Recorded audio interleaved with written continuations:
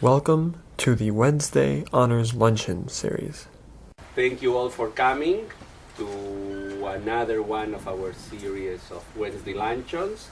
And today one is very special because this is one that we organized together with one of our honors courses, the course by Professor Broitman, who's looking at New York through the lens of some interesting Latin American and Spanish visitors that came to the city.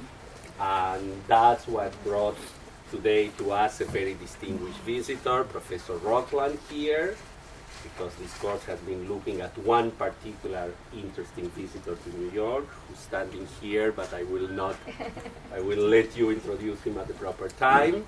But just let me give you a brief feeling who's Professor Rockland and why is he here. He's a professor of American Studies at Rutgers. And he had an early career in the diplomatic service, in the U.S. diplomatic service, and he was a cultural attaché in Argentina, in Spain. Perhaps he will tell you something about that. And while he was in Argentina, he discovered the figure of Sarmiento, which is the subject of today's talk, and his elaborate relationship with intelligentsia of the United States during his two visits in 1847 and towards the end of the Civil War, which, as you mentioned here, he had probably the only record. While he was an ambassador here in the United States, he was elected president of Argentina. He traveled back to assume the presidency for 6 years. And Professor Rockland has written many books, 14 books, novels, memoirs, scholarship, and journalism. But he tells me that Sarmiento plays a very important role in his life because it was his first book about Sarmiento. So I am sure he told us he's very glad to come and speak about that here. Several of his books have won prizes, and his first novel was a New York Times Notable Book of the Year. And he has won, while in Rutgers, many teaching prizes, including the National Teaching Prize in American Studies, and he writes for many magazines. He worked in television production, acting in one film, was involved in the making of 2 major movies, Hollywood movies. So we have a sort of polymath, how we call them, that will speak to us about a very interesting subject, very close to my heart, because I am an Argentinian as well, as you know. So that subject is a subject I care a lot. So welcome to Thank you so much. To us. Thank you so much. I've never been to Yeshiva University, so that's very exciting for me. And you know, when you write a book, it's kind of like, it's like a love affair. And this was my first love affair. I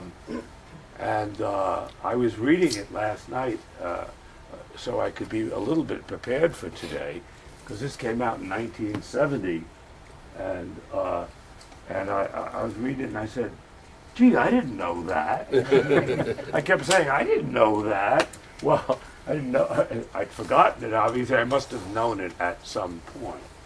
I want to begin by talking about this little bust which I brought along, because I think it so wonderfully illustrates really the ignorance of the United States with respect to Latin America. When I arrived in Buenos Aires in 1962, I was part of that whole Kennedy New Frontier thing, idealism, and I had been a graduate student at the University of Minnesota. I had finished my master's. I'd done all the PhD coursework and the exams, but I was what you call an ABD, all but dissertation. Of course, the dissertation is the hard part. The other part's easy by comparison. So I arrived in Argentina because I left, I'd had enough school for a while, and when I was invited into the diplomatic service, I said, I'm going, and I'll worry about the dissertation later.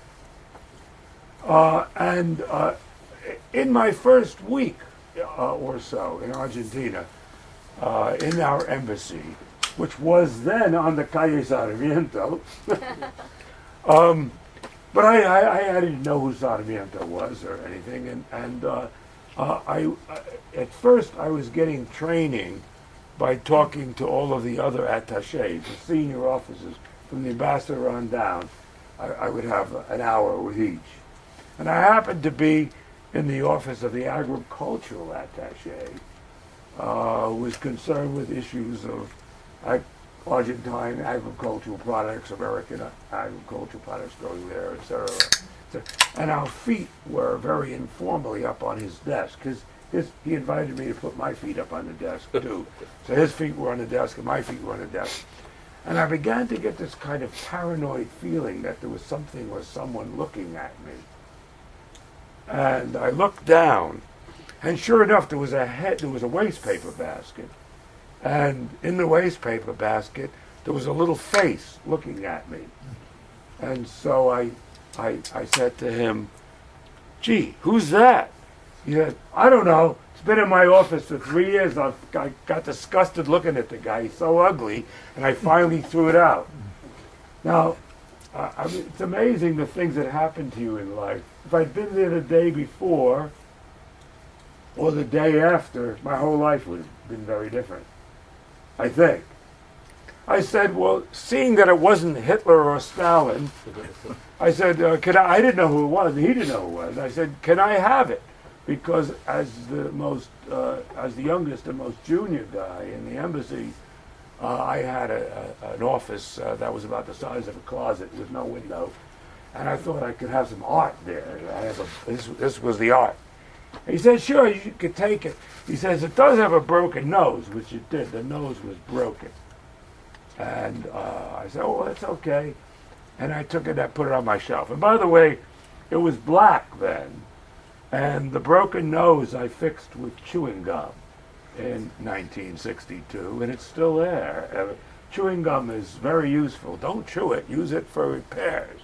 And I fixed his nose with chewing gum, and I've painted it white several times since because it looks more like marble instead of plaster. Okay, and I put it on my shelf in my office, and a couple of days later, there were a couple of Argentine guys in my office because I was working on a project involving bringing down a bunch of American top jazz people, and they were going to have some Argentine top jazz people, and we had hired a stadium, and we were going to have this big jazz concert. Because as a cultural attaché, what you do is you try to introduce the people in the country where you are to your culture. And so this was a natural thing for me to be doing. So they were sitting in my office, and one of them looked up on the shelf where this bust was. I hadn't fixed the nose yet, and it was black, and it was all dusty, and it didn't look like much.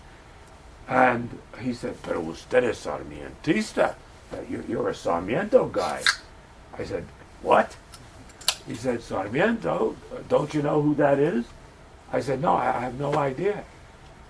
"But you're a cultural attaché." I said, "No, but I just got here." Now, so he told me, well, Sarmiento was not only very involved, because my field is American Studies, not only involved with the United States immensely, having visited there in 1847, which my book is mostly about, but having come back in 1865 for 3 years as ambassador. He arrived just after Lincoln was shot. And so he could not get certified to the U.S. government because his papers were made out to Abraham Lincoln, and he had to get new papers from Argentina made out to Johnson, who was Lincoln's vice president. And they said, well, yeah, I mean, he was a friend of Horace Mann, and he was a friend of Emerson's, and a friend of Longfellow's, and I said, and I thought, wow. And I thought, and they said some people call him South America's Alexis de Tocqueville, who probably to this day has written the most important book ever written about the United States. So I thought, wow, this might be my doctoral dissertation. So I went to the Museo Sarmiento, which is in the outskirts of Buenos Aires, in a place called Belgrano, and I did a little bit of research. it was strange research because they had appointed some former colonel in the Argentine army to be the director. And he didn't know, and he knew less about Sarmiento than I did at this point. And he was crazy. He was completely crazy. He would walk around in the museum all day in his pajamas, and he was the director of the museum. I said, well, do you mind if I look through things? He said, look through anything you want to. Take it. Whatever you want, you can have. Well, I didn't take anything. I mean, the guy was crazy. I mean, some of these things have been sitting there since 1888, you know. And what I did was I slowly bought up the collected works of Sarmiento, 53 volumes. I'm missing one of them.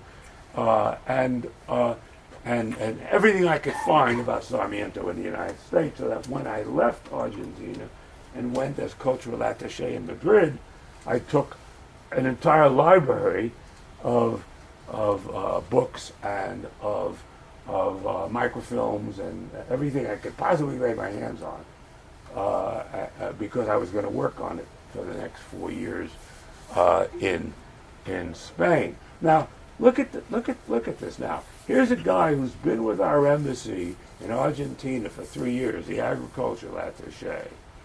This would be the equivalent of somebody in the Argentine embassy in Washington who has a bust of George Washington or Abraham Lincoln, doesn't know who it is, gets sick of looking at it and throws it in the wastepaper basket. So I tell this story because, to me, it illustrates the ignorance of the United States with regard to South America. I think we've improved a little bit since then, but not a heck of a lot, really. We tend to see the world in East-West terms. We're always comparing ourselves with Europe, and we get in wars in Asia, but we Americans, for the most part, ignore Latin America in general.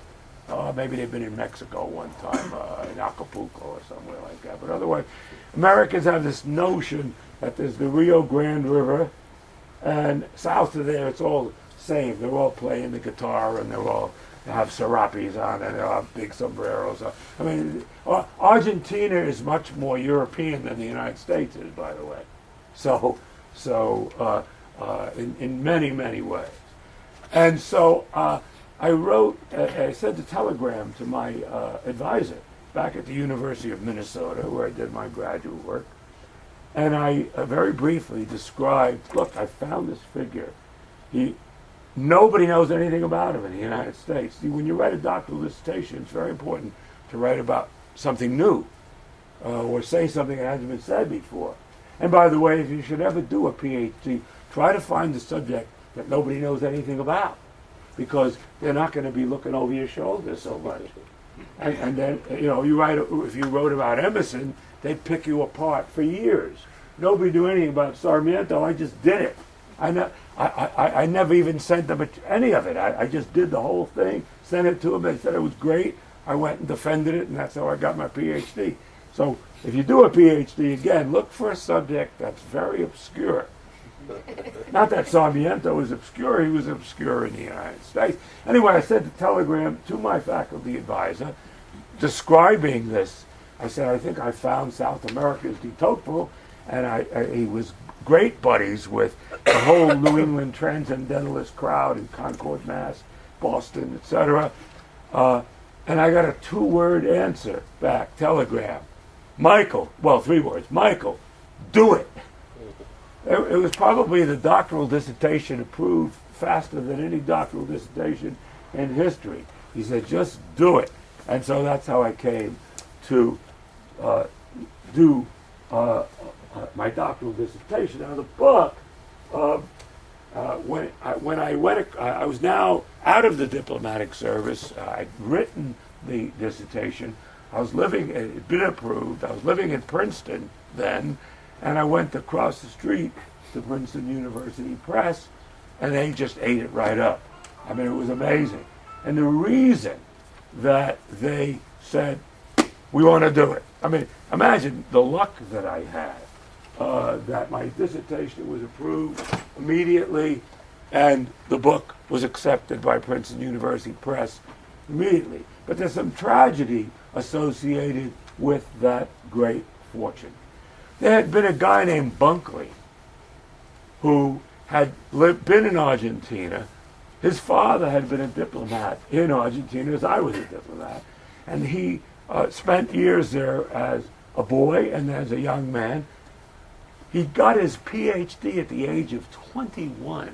I mean, many of us don't graduate college till 22 or later. He had his PhD by 21. Princeton had hired him. He was at the Woodrow Wilson School at Princeton, which is very famous. And he'd written a biography of Sarmiento, which was his doctoral dissertation.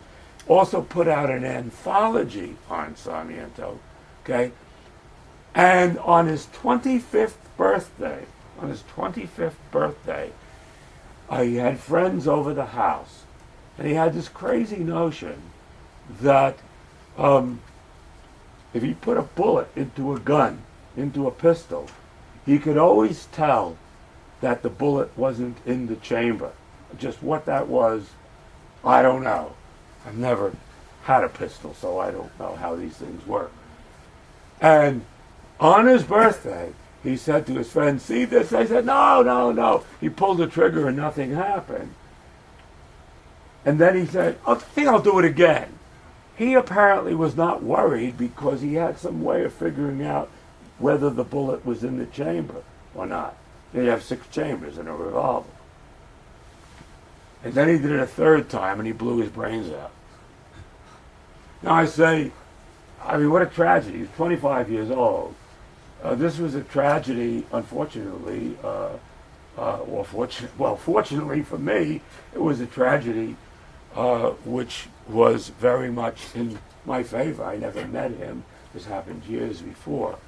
But all the Argentine Sarmientistas, including especially a guy named Alberto Palcos, who was probably the most distinguished of them, and who had loved Bunkley, now they all loved me. I in a sense, had become the new gringo, if you will, the new North American, Norte Americano, or whatever we should call people from the United States, Estadounidenses or Norte Americano. Let's face it, we're not the only people in America here. Everybody else in America considers themselves Americans too. They don't appreciate us calling ourselves Americans. But then we need a new word. I don't know what word to use. And if they call us North Americans, that doesn't work either, because the Canadians and Mexicans are also in North America. Estadounidenses, which means United Statesians, if you had to translate it, that won't work either, because both Mexico and Brazil are the United States of Mexico and of Brazil, respectively. So we need a name that Latin Americans will appreciate it. I don't know if we'll ever come up with one, but I wanted to call your attention to that.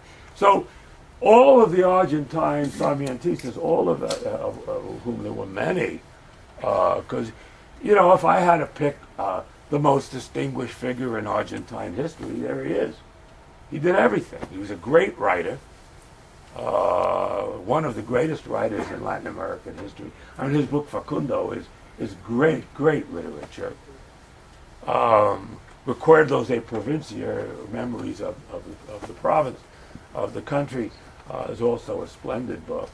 And I think the book I translated is a wonderful book too, and a lot of fun, a lot of funny things in there. So he was, but in addition, he was a diplomat. He was the founder of the Argentine public education system. He imported, when he was here as ambassador, he brought 65 American teachers back to Argentina with him. He had been elected, as you were told earlier, in absentia. That is, he was in the United States when he was elected president. Maybe if you want to run for president, you should go to another country for a while. And you can't get in any trouble when you're in another country. And he was elected president, and he brought 65 American teachers down. There was a book, 65 Valientes, 65 heroes, who were about the American teachers who went down there and created these schools all over Argentina. And many of them stayed there, and they're descendants of people I met and have met over the years. because I get invited back to Argentina often. So the book, by the way, the introduction, when I wrote the dissertation, the introduction was 250 pages long, and then his book. And Princeton said, well, you can't have a book that has an introduction, but that was the main part of the doctoral dissertation, and then there was a translation, but the main part was Sarmiento and the United States, with my essay on him. I had to cut it in half. I had to get all the sex out of there, unfortunately, which sort of really hurt, but I had to find 125 pages that were not essential, and so bit by bit, but it really tore my heart out to do it. So my dissertation is actually 125 pages longer than the book.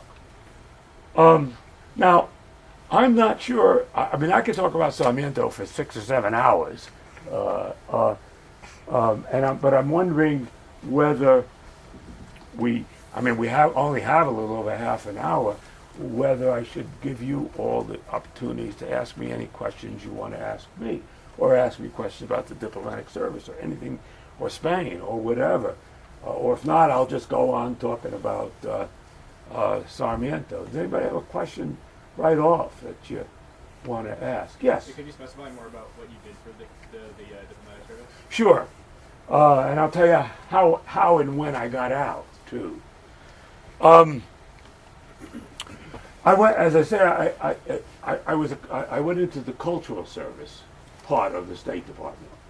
It was then an independent agency called USIA. I want to distinguish between USIA and CIA. That's another IA. I was in USIA, and it wasn't just that Jack Kennedy was president. Edward R. Murrow, who is a hero of mine, and who is probably the greatest broadcast journalist in American history, Kennedy had attracted him into the government, and he was my boss.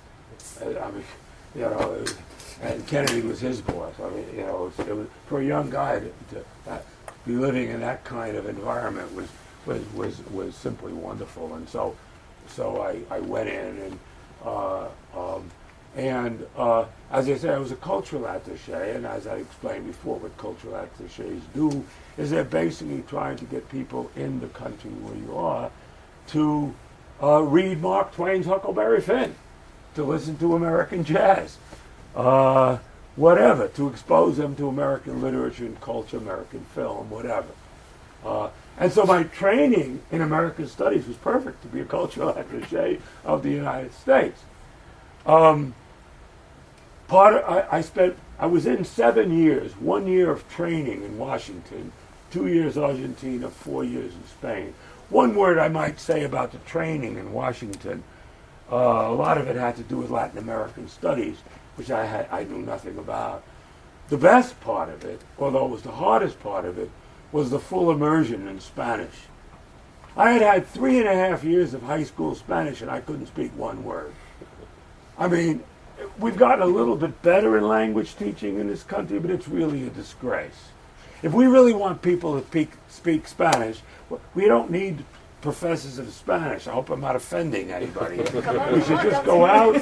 We should just go out. Oh, I just did, I think. But we could go out on the street and get some illegal guys who are looking for a job, of which there are many in Morristown, New Jersey, where I live, and say, look, come into the classroom and teach these people Spanish.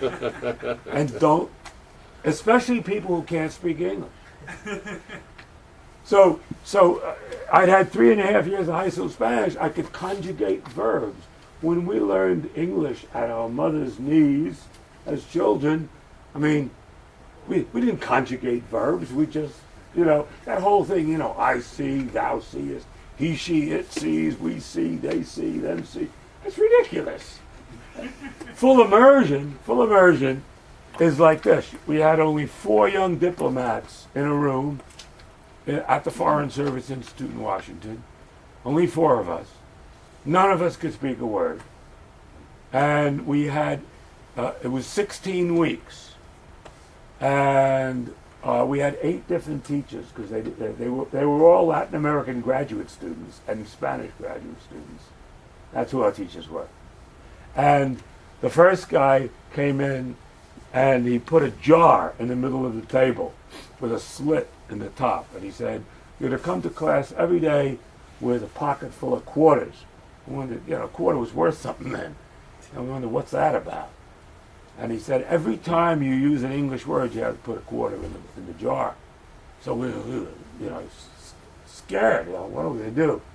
And then I'll never forget this. He said, "Repita, techo." Repeat, ceiling. So we said techo.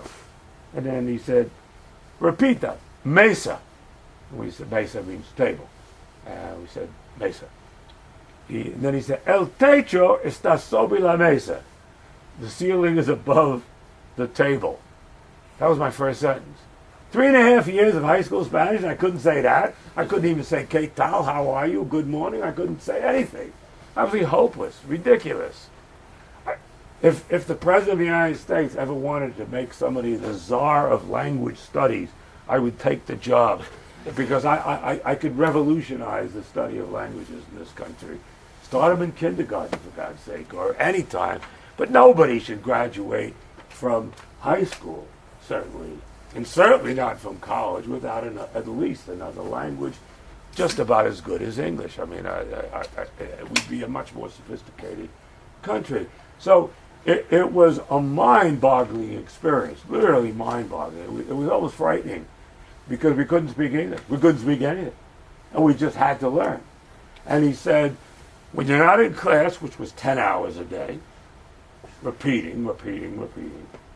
When we weren't in class, he said you could only listen to tapes in Spanish, music in Spanish, movies in Spanish, television in Spanish. You must live totally no English for the next 16 weeks. I remember at the end, I was just exhausted. It was just exhausting. But after 2 weeks, I woke up in the middle of the night with a kind of a nightmare. The nightmare, there wasn't anything frightening about what was going on. What was frightening is that the people in my dream were speaking Spanish to each other. It was like that movie, The Invasion of the Body Snatchers. After 2 weeks, I was dreaming in Spanish, which is a marvelous thing. And I full immersion. You're not allowed to speak English, so you learn. You have to learn. So in Spain, where I went next, I was both a cultural attaché and director of the Casa Americana, the America House of Madrid. And Spain is a country I go back to just about once a year. I get invited to lecture in Spain. The only part that bothers me is that more and more they want me to lecture in English in Spain. I don't want to, because I want to use my Spanish. I prefer to go to South America, because usually there they'll let me do it in Spanish, or they want me to do it in Spanish. I had planned to stay in the Foreign Service, at least at that time, as a career. I didn't know how long. I thought I might go back to academia one day. But then I got my next assignment after Madrid, Vietnam. Now, here, by this time, I could speak Spanish perfectly. I'd written this book on Argentina and the United States, and they wanted me to go to Vietnam as the cultural attaché of the United States in Vietnam. Can you imagine? And not as a soldier, but as a diplomat. But you imagine you're trying to get the Vietnamese to read Mark Twain or something while bullets are flying over you. The whole thing was absolutely insane. And by this time, I had turned against the war, thought it was a bad mistake, number one. But more important, I had 3 little children by this time. And when the Tet Offensive happened in '68, diplomats could not bring their families there anymore. They could, up till then, bring their families with them to Saigon. So I wasn't going to abandon my 3 little kids. That was really the most important part.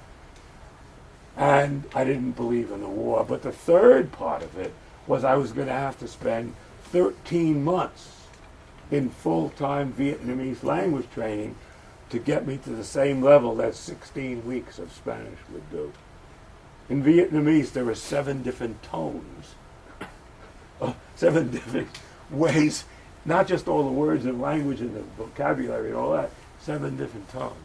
So it was hard because I had hoped to stay in and become an ambassador someday, but I just wasn't going to. For those 3 reasons, I left. It was very hard for me, but I was glad I left because I just wasn't going to go. Especially the kids, I just wasn't going to abandon my children to go to a war. I didn't believe it.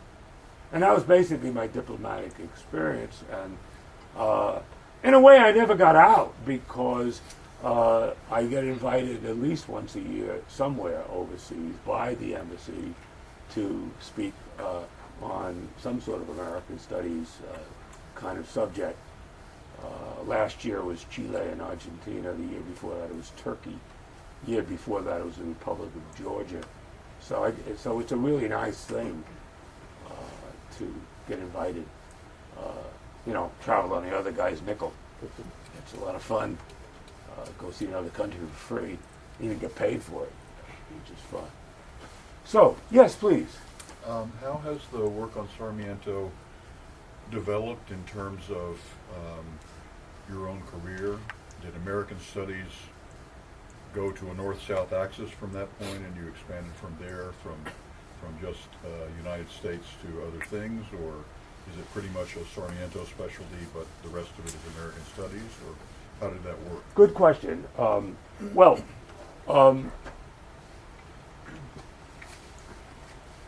When I went to Rutgers, then the book came out, and I went there as a dean, by the way, first. Rutgers hired me as a dean. Shows you what deans are worth. I hope I'm not insulting any deans here. But are there any deans inside here? They're going to throw me out of this place. But I went from student to dean without passing through professor or collecting my $200 that I passed go or whatever. So I went there. I was hired as a dean, and the reason I was hired as a dean is because I was coming out of the diplomatic service, and Rutgers was ablaze. Rutgers was the Berkeley of the East, and I was the guy hired to keep the peace about the Vietnam War, about civil rights issues. I mean, there were riots, there were Molotov cocktails, there were in a sense, I didn't have to go to Vietnam. There was more Vietnam at Rutgers than I probably would have experienced in Vietnam. So that's an interesting thing. And I did that for a few years, and I said, no, I don't want to do this anymore. I really want to write books and make movies and teach, and that's really, I always had an artistic and a political side, and I really wanted to abandon the political side. Rutgers offered me the job as provost of our Newark campus, and that's when I decided, not only do I not want to do that, I don't want to continue as a dean in New Brunswick either. So I got out. But I'll tell you what happened with Sarmiento. When the book came out, a guy in our history department was making a big party for history profs from Rutgers and Princeton. And he invited me to the party. And I arrived a little bit late. And I rang the bell, and I came in, and he took me by the arm, and he led me in and said, "This is Michael Rockland. He's a Sarmiento man," is what he said. I don't think a single soul in that room knew who Sarmiento was, number one. But number two, I decided right then I'm never going to write anything about Sarmiento anymore because I don't want to be a Sarmiento man. I want to be a writer, and I want to write about what interests me. And I've done various pieces over the years on Sarmiento. I did a piece on Sarmiento and Longfellow at one point. But basically, I did not want to be labeled. So I'm a kind of a maverick. American Studies is a maverick field anyway. And in our department, I'm the maverick. Because everybody else in our department, they'll ask them, well, what are you working on? And they have an answer. And my answer is, you mean, what am I working on now? No, what do you work on? I said, I work on whatever interests me. So I'm not very typical of academics. I mean, I've published 2 novels. I'm working on a new novel now that I've just started, and I have a book coming out in May called Navy Crazy. about my 2 years in the Navy. I was drafted into the U.S. Navy long before graduate school, between undergraduate and graduate school. I was drafted into the Navy. They made me a medic. They sent me to Japan. I went to work in Yokosuka, Japan, which is where we still have the largest U.S. naval base in the Far East. I went to work in a hospital there as a medic, and I was assigned to the locked psychiatric ward as a medic in the locked psychiatric ward. So the only people I ever knew in the U.S. Navy were all crazy. Not all, but our patients were. And it was a very dangerous place. It was peacetime. It was well after Korea, before Vietnam. It was peacetime. We had the hospital was essentially empty, and except for the psychiatric ward, which were both the locked one, which is where I work, and the open one. Everybody was came in through the locked ward, and kids who had an anxiety attack, they got a Dear John letter from their girlfriend or whatever, they went up to the open ward immediately. But the guys in our ward, we had a lot of murderers who would either kill their Japanese girlfriend or kill another Marine, because Navy takes care of both Navy and Marine medicine. Marines don't have a separate medical service. And it was a very dangerous place. And I came this close to being murdered twice. I mean, this close. And nearly went off my rocker working there myself. So people ask, well, what do you do? I said, well, I don't know. I write books on things that interest me. Some are scholarship, and some are journalistic, and some are memoirs. The book, my latest book that came out, called An American Diplomat in Franco, Spain, is about those years that I was in Spain. And this one is taking me back to the age of 20. I don't think I can there do any will more be a than copy of that one dedicated by Professor Rockland in our library. So Thank if you you. want to borrow it. Can yeah, I ask so you a question? please. Yeah, I was curious. I know the figure of Sarmiento, all Argentinians do, because he's one of the great figures in history, and literary, he's very well known, and his fame goes way beyond Argentina, because he's sort of foundational of Argentinian novel, if you want. But I didn't know too much about his whereabouts when he was in the United States. How did he, since he was such an involved politician in Argentina, and so having to exile himself several times, how was it that when he came to the States, he became involved with Longfellow and that sort of crowd? How did that happen, instead of, I don't know, being around Washington, meeting the political leadership? Remember, he was here 2 times. The first time he was only here for a couple of months or so. And he traveled through the United States and eventually got to New Orleans and then got on a boat out of the country. The second time, he was here for 3 years as ambassador. And the first thing he did when he arrived, was write a letter to Mary Peabody Mann, Horace Mann's wife, because he had met them in 1847. And Horace Mann, meanwhile, had died. If you ever go to Boston, look at the Boston State House. There were 3 statues in front of it. Daniel Webster, now John Kennedy, and Horace Mann. Horace Mann is the founder of public education in the United States. Sarmiento, the founder of public education, not only in Argentina, but you could say almost throughout Latin America or throughout South America. So he wrote Mary Mann a letter, and he said, look, maybe you remember me from 18 years ago, 1847. I'm back here as ambassador. And luckily, she knew some Spanish, because there were the 3 Peabody sisters of Salem, all famous. Sophia, who was Hawthorne's wife, Elizabeth, who founded the whole kindergarten movement, and Mary Mann, who was Horace Mann's wife and worked closely with him on founding public education in the United States. He wrote to her, and she had gone with Sophia to Cuba when Sophia had consumption, had tuberculosis, very young, and they went down to Cuba for better weather for a while, and she picked up some Spanish.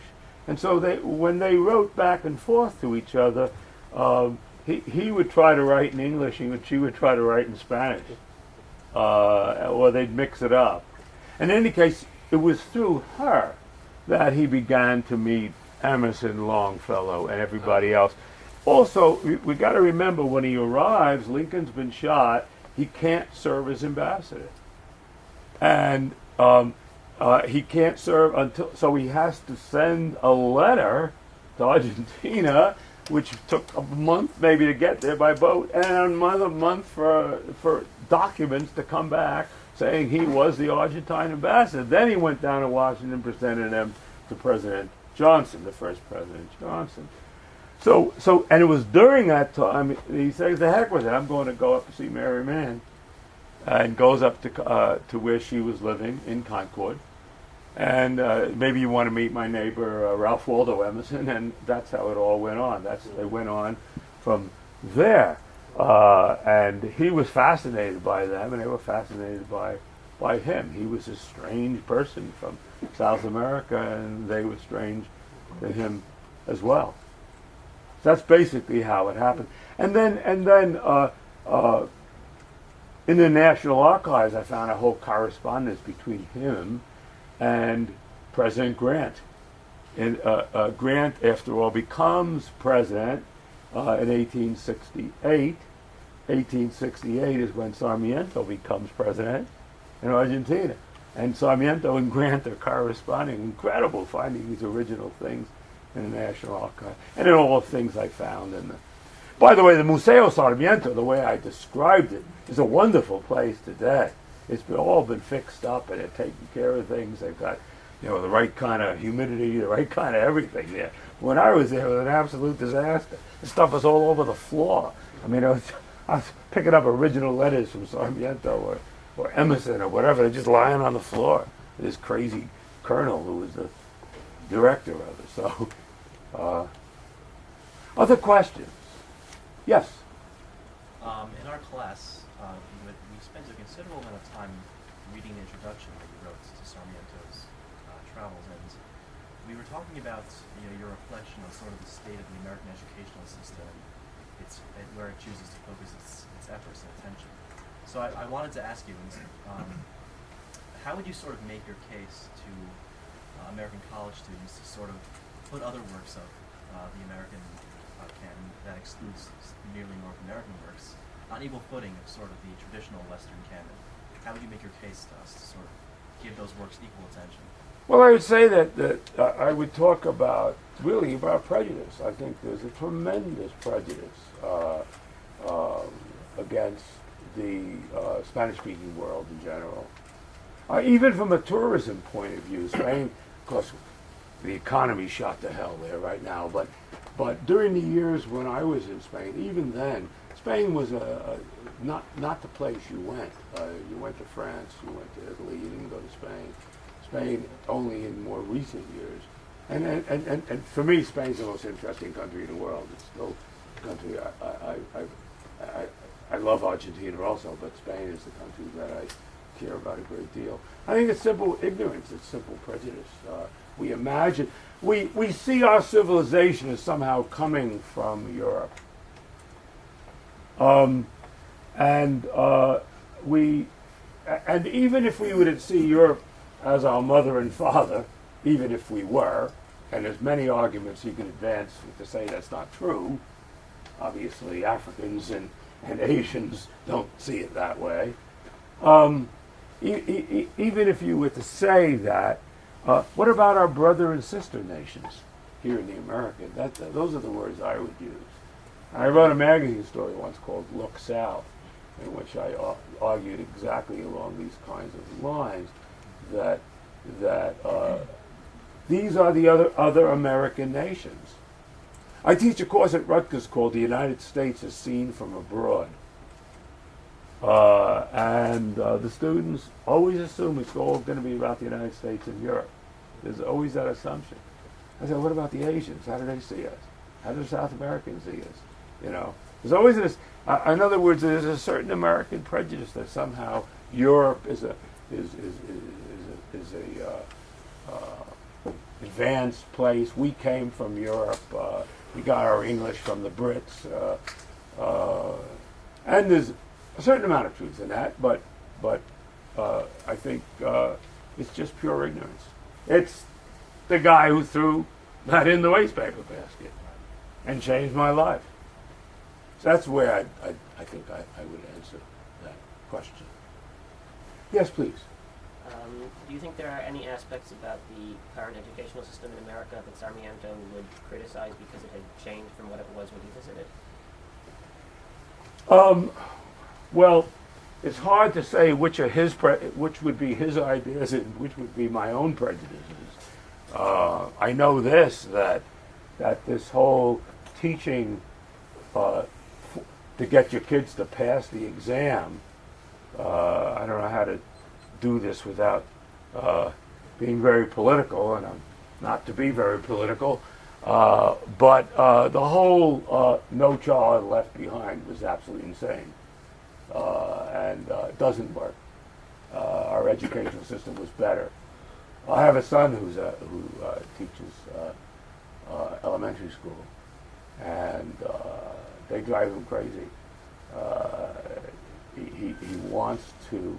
He's an artist. He's a painter, and he's an art teacher, and he really wants to expose these kids to color and form and texture and really get them excited about the arts and the kind of stuff. He almost has to do this on the slide because the stuff that they try to force him to do is ridiculous. I think that anybody who teaches, our job is to turn students on, get them excited. You can't really educate somebody else. You can only get them to where they really want to educate themselves. That's the game. And so if you're teaching this rote kind of thing that's swept in recent years, I think that's a great. And I think Sarmiento would, at least I would hope that he would be opposed to it. And certainly Horace Mann would never have seen anything in that at all. Yes. You had mentioned that Sarmiento he wasn't able to, I guess as you were a cultural attaché, so his ambassadorship wasn't really able to spread knowledge of South America to the United States. That we are very ignorant. So what effect did he have on the other side? How much now do South Americans, how much did he change the perception of South Americans towards the United States? Oh, well, it's a big question. It would take at least an hour. But one thing that I might say, and this would be my own criticism, by the way, of his book. He loves us too much. We are used to Yankee go home. You know, we're used to people from Latin America basically mistrusting us or not trusting us, I should say. You know, all the stuff in Central America, Nicaragua, the United Fruit Company. We've done some pretty bad things in South America, and we really have. And so there are aspects of his book then which I find a little bit Pollyannish. Let's face it, he says right at the beginning, I've just come from Europe, and I hoped when I went there I would find the model for Argentina, and I didn't find it. But now I found it. It's the United States. In fact, Lord Bryce, who was ambassador both to Argentina and to the United States from England, called Argentina the United States of South America at one point. I'm not sure that's accurate, but anyway, he thought these were two very similar countries. And there were a couple of things where I'm very critical of Sarmiento because I feel like he's too naive. He wants us to be such a perfect model for Argentina that he ignores the defects in his country. For example, slavery. I mean, for God's sake, what does he say about slavery? He says, it's not the fault of the Americans. It's the fault of the British. He wants to now blame everything on Europe. He came to the United States almost as a kind of he just wanted to see the United States, and he came here, and he fell in love with the United States. And because he was in love with the United States, now he has to find fault with Europe, which is okay maybe, but he also has to ignore American defects. He says slavery, the English laid that on the Americans. Oh, wait a second. Now we were independent since 1776 here, you know, and for him to see slavery as that we Americans deserve no blame for it whatsoever. It was British imperialism that created slavery. That kind of, you know, and I am critical of that, but I wanted to state that right off. Now, another thing, he's very naive about American expansionism. Very naive. I mean, he says and let's face it, he's here in 1847 the first time. There's the Mexican War, 1846 to 1848. This was an imperialist war on our part, where we really got a lot of good stuff. Not like that, you know, like the idiotic Iraq War, where not only did 100,000 Iraqis die and 4,500 Americans, but all we did was just lose that whole part of the world, I think, in terms of their feelings and attitudes towards the United States. No, the Mexican War, if you want to be imperialist or colonialist, that was perfect, man. We got New Mexico, Arizona, chunk of Nevada, California, and eventually Texas as well. That was a great war. You want to have a war and you want to get something from it? That was perfect. And he's here in 1847 in the middle of the war, doesn't say one word about it. Doesn't say one word about it. Not only was it an imperialist war, but it was the war to extend slavery to the West.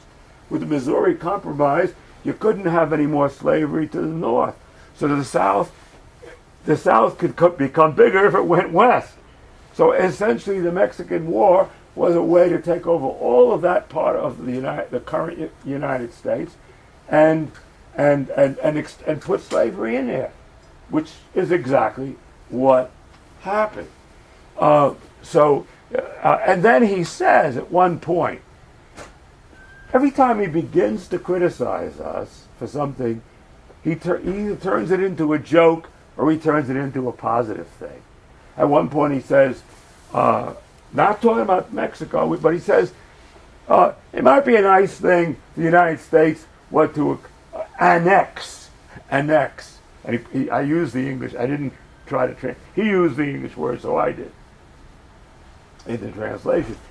It would be a nice thing if the United States would annex Canada and Mexico.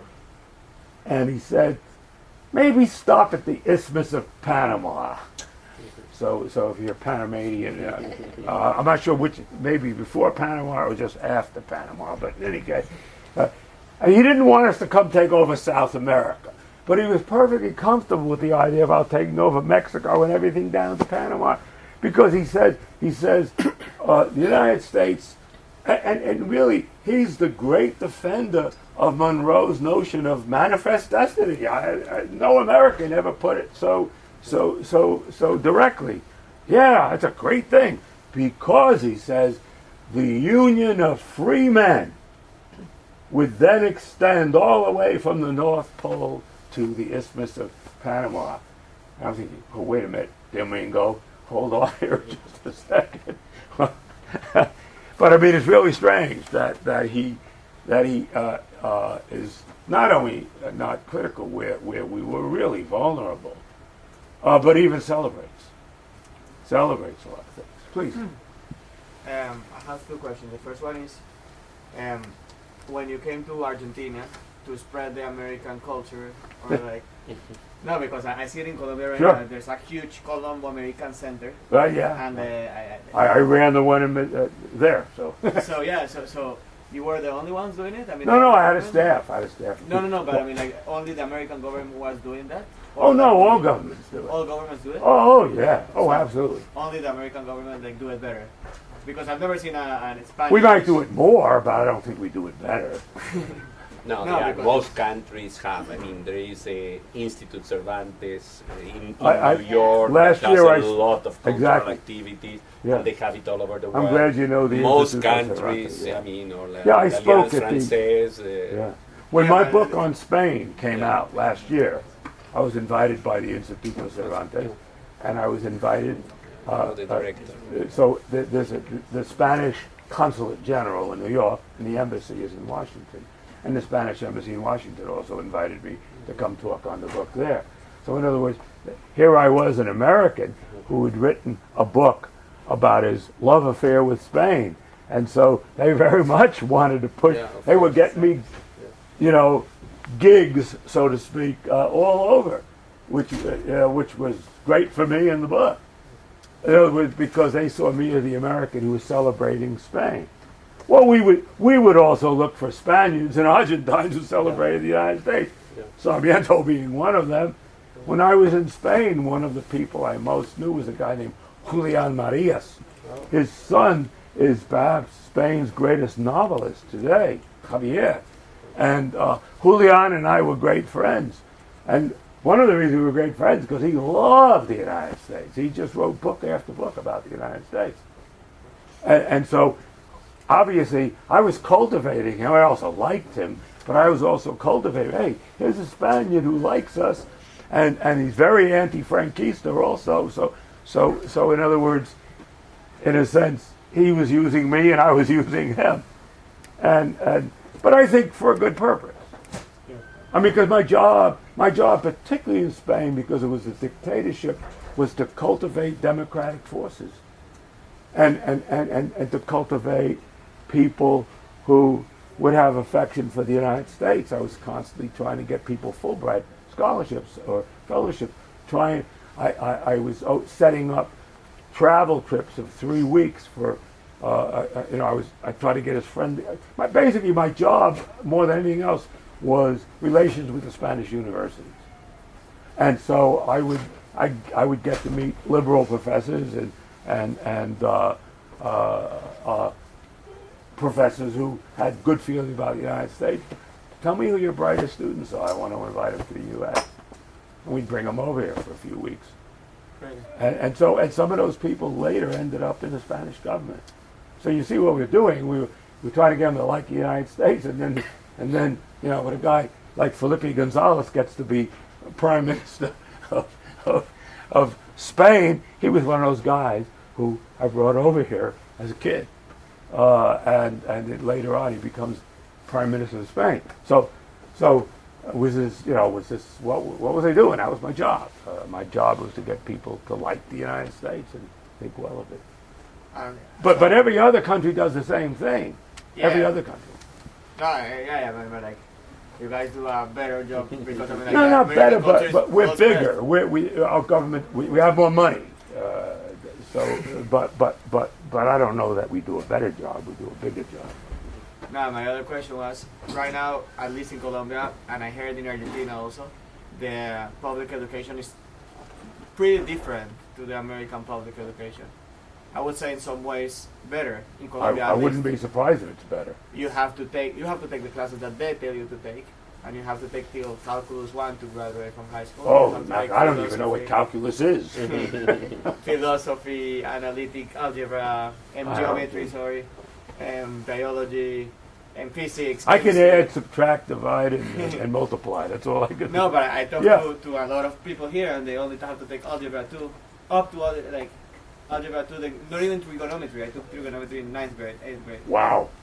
And so I was in a private school, of course, but I mean, like, it's the same. Sure. It's the same level. So what happened? I mean, it was the model, and then they took different types. Here's the way I would answer that question. I think the United States' greatest problem, if I had to pick our number one problem, it's the notion that we are number one. Number one in what, exactly?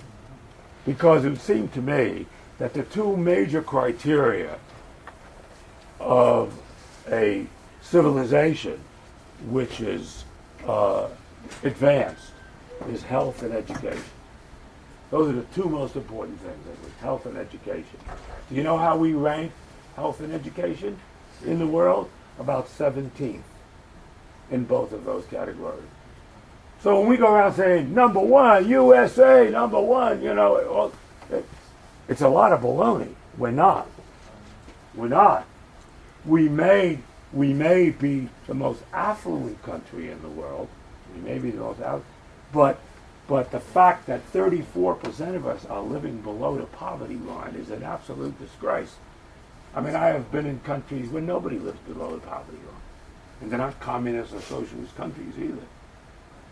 I mean, I've lectured in Norway, Denmark, Sweden, and you just don't see poor people. You don't see homeless people. You just don't see them anywhere. One of the things I think that our country has suffered immensely in recent years has been in the collapse of the middle class. The middle class is essential to a democracy. It's essential to education and health, etc. There are a lot of things that I'm not very proud of this country about. And again, number one in what? We got more sophisticated weapons than anybody else. What's so great about that? So we have immense room for improvement, and and in education I can believe it, because look what happens in our schools. For example, one of the things I've recognized that I've seen at Rutgers, when I first went there to Rutgers, my brightest students tended to be the Jewish students. They're not anymore. They're just not the brightest students anymore. Some of them are. They're average. The Jewish students at Rutgers are average. Who are my best students? Asians. The Asians are the best students. They're the ones who are doing the work. Now maybe the Jewish students in yeshiva are pretty smart. I don't know, but not at Rutgers. They just want to be normal. They just want to be like everybody else. Well, we didn't develop Einstein, Freud, and Marx being like everybody else. So in a way, yes, if Jews have suffered and been persecuted forever, and it's nice to live in a country where we're persecuted a little bit less. But if the only way we can do that is by trying to be like everybody else, we're paying a hell of a price for it. I'll ask my students, tell me who your heroes are. They don't have any heroes anymore. They only have celebrities. What the hell is a celebrity anyway? I'll say to them, when I grew up, I was the polio generation. And people all around me got polio. I luckily did not. But I was that generation. And I'll say to my students say, no, they don't have any heroes. I say, well, when you were a little kid, you got a little cube like that with a drop on there, and because of that, you don't get polio. You don't have to worry about polio. But my whole generation, that's all we worried about was polio. And you never heard of Jonas Salk? You never heard of Jonas Salk? And you're Jewish and you never heard of Jonas Salk? Also, there's a lot of ignorance.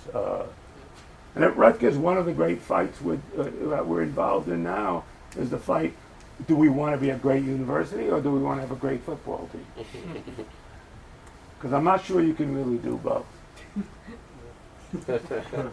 I'm not really sure you can do both. Not with the kind of money they're pouring into football.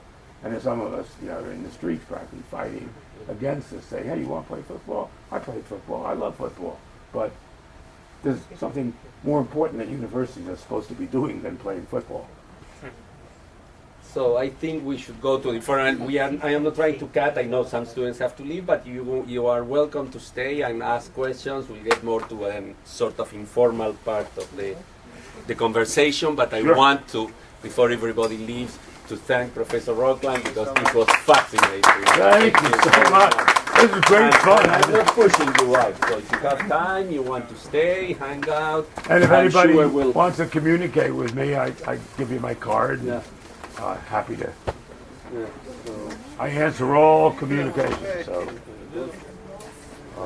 Jacob, Well, thanks for coming. Really, this was a lot of fun for me. and